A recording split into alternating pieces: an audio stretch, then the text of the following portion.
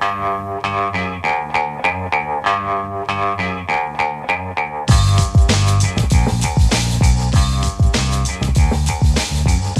Lehrer on WNYC.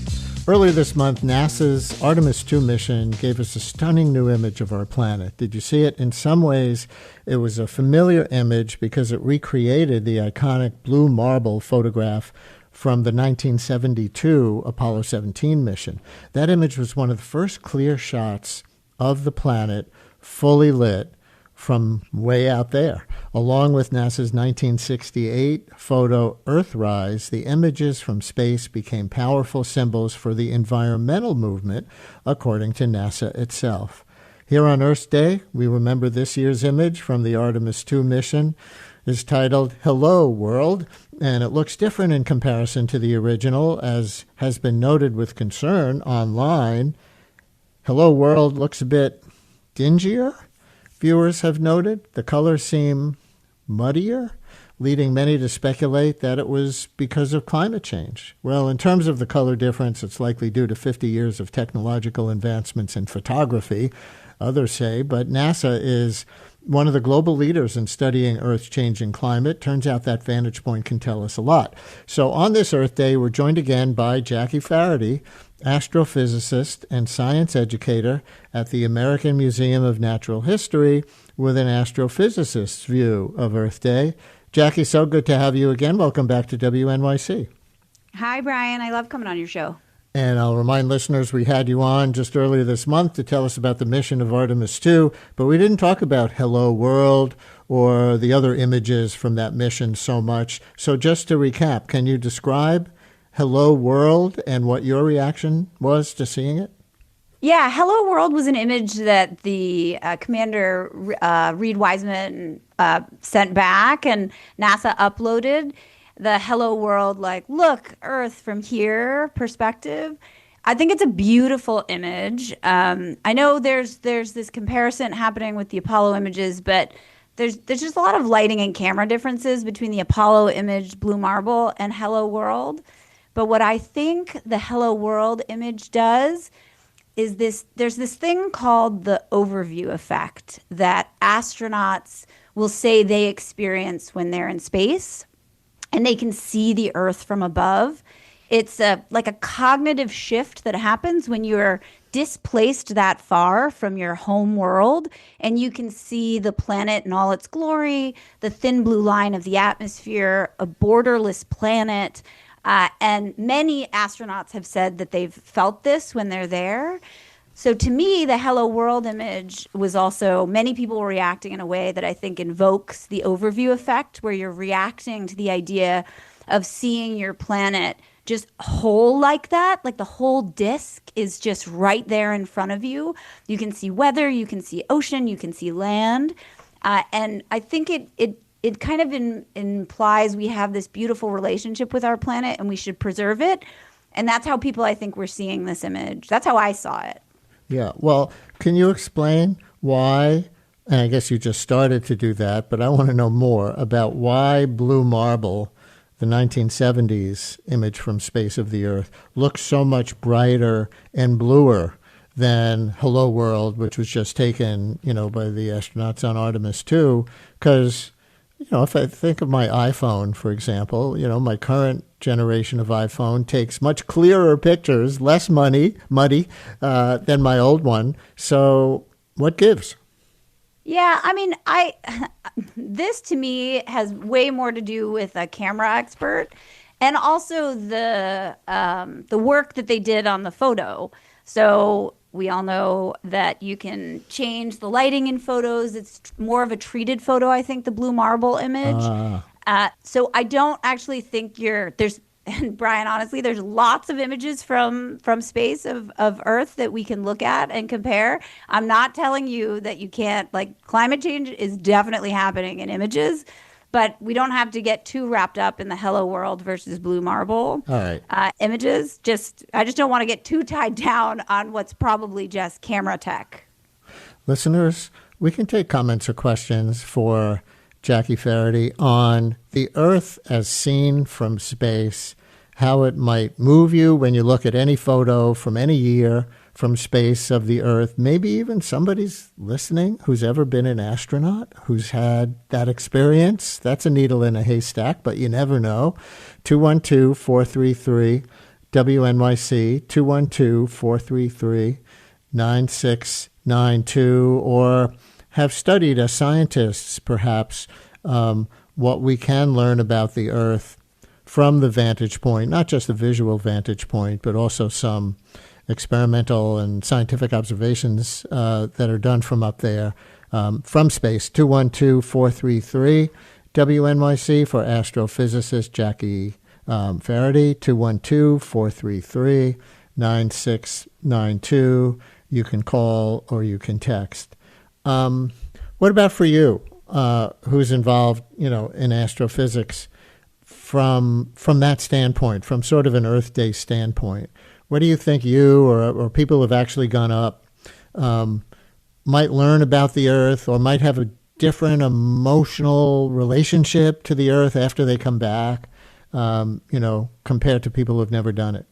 Yeah, I mean, I'm not an astronaut, but I study worlds beyond ours. So I'm one of these people, and actually I study atmospheres of worlds beyond our own, out of our solar system.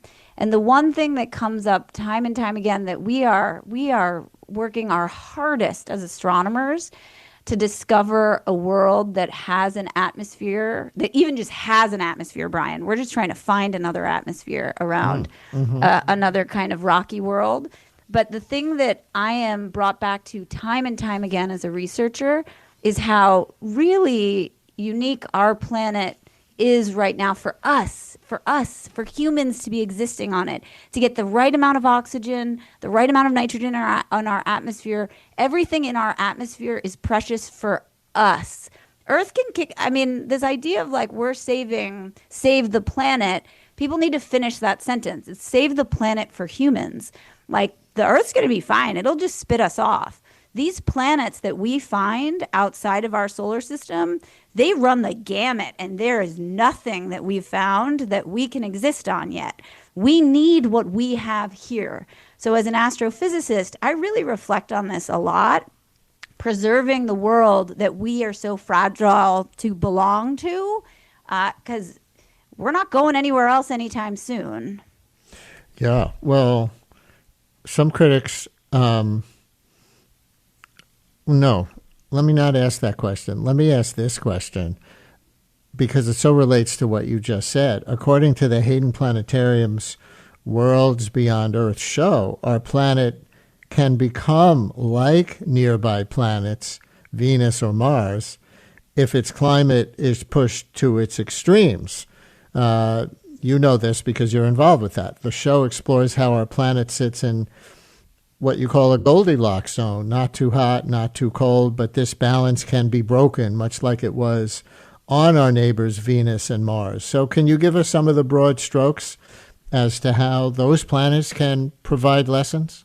Yeah, so our solar system is definitely a lesson in planetary evolution, and also just very slight differences. You go in a totally different direction. So our solar system is broken up into an inner part and an outer part, and the inner part are the rocky worlds, which is Mercury, Venus, Earth, and Mars, and then there's the outer part. So in our inner part, we've got Venus, us, and Mars, and we're all in this area that is considered the habitable zone around the sun. And habitable zone is kind of just defined by having liquid water bubble on the surface. That's basically the astronomer's definition. Venus is a little bit closer. Mars is a little bit further away.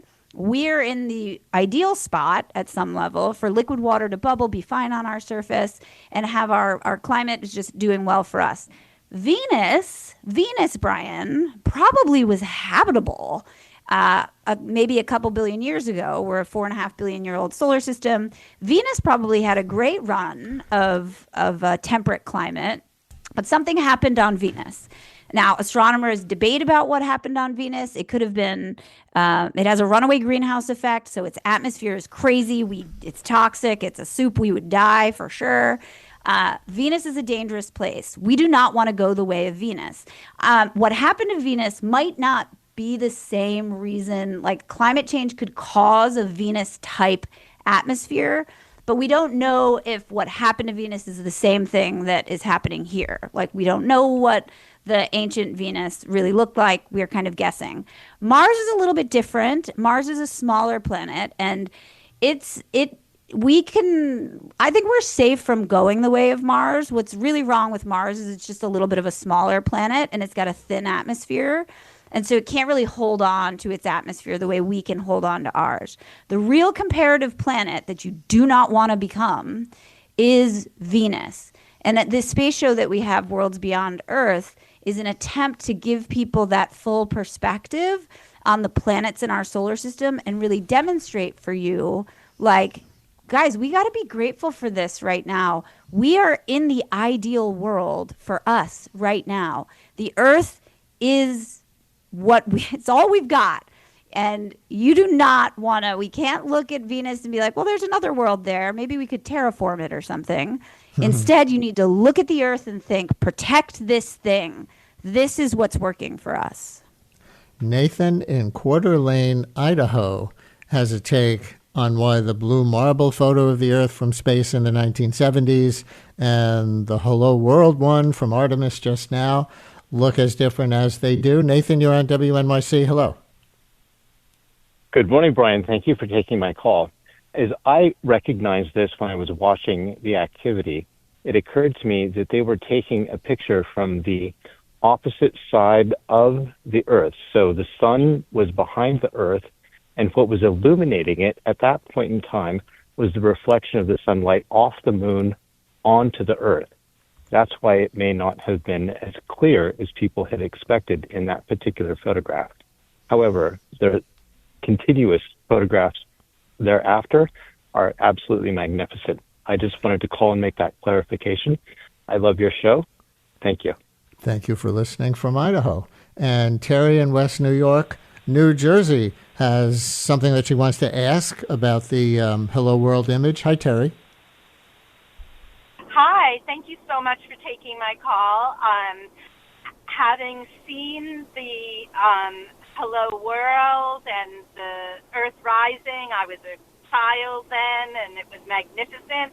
But I noticed on these images, if you looked at the circle like a face of a clock, I think it was like the 7 to 8 o'clock region, it was all like beigeish brown. Was that because that was like the desert area of the world, or is there a different reason it looked like that? Do you know what she's referring to, Jackie? I think that if you're talking about the Hello World image, I think Africa is centered in the Hello World image. I'd have to check it. But it is taken out of I'm assuming she's not talking about, there's a little bit of a smudge kind of to the right, which I think is more from the integrity window. But you might, if you're talking about what's on Earth, I'd just double check what part of the Earth it's actually pointing at. Terry, thank you very much for your call.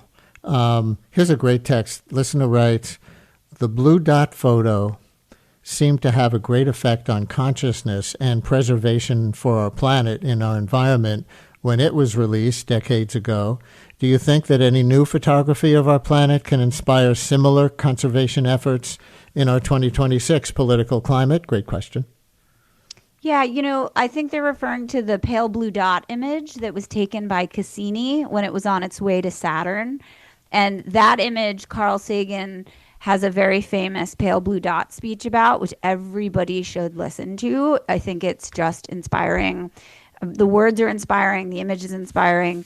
That image, even though it's a little grainy and we're just this like pale blue dot in it, like it's just a speck, I think does continue to get people inspired. And frankly, Brian, we do try and do this here at the Hayden Planetarium. Everybody can't go to space and get this feeling. You can look at the images, but there is this, like, when you rise up off the surface, like the astronauts get to do, and you get to see it, that I think is something special. And people can come here to the planetarium, and we have some evening programs. You just have to check when we're doing them. And I try and lift people off from Earth and show you that perspective. If more people could get that sense of serenity and peace when you can like see your world, I do think maybe I'm being too kumbaya, but maybe we would be a better place. Because from that vantage point, we're all kind of neighbors and in this together, right? It's borderless. Yeah. It's last borderless. question. NASA's science division, I see, is facing a near 50% funding cut in the White House budget proposal for the second year in a row, that according to Scientific American. Can you tell us the role NASA has had in tracking climate change? Oh, my goodness. Yes. NASA is so important in this. And this is definitely something people should be paying attention to. NASA has a number of programs that are monitoring the planet. There are thousands of satellites, Brian, that are in orbit around the Earth, and there's a fraction of them that are weather satellites. They're Earth observation or remote sensing satellites. These are run by NASA, or they're run by NASA organizations. They're weather satellites, and they are really vital in continually monitoring the state of the planet. And these programs require funding to both keep up the satellites and also to keep up the analysis of the data. So if people can just be very aware of this, and if this is important to you, NASA's budget isn't just sending astronauts into space. It's also looking down on the planet and monitoring the change that we see. So I would just implore people to look up their local representatives to see if they can help with these various NASA cuts, budget cuts that are happening. Because there's a lot of science cuts happening, but the ones that are impacting climate change are extremely large right now. Jackie Faherty, astrophysicist and science educator at the American Museum of Natural History. Thanks so much for coming on. And despite everything we've talked about with you and the previous guest this hour, happy Earth Day. Happy Earth Day, Brian.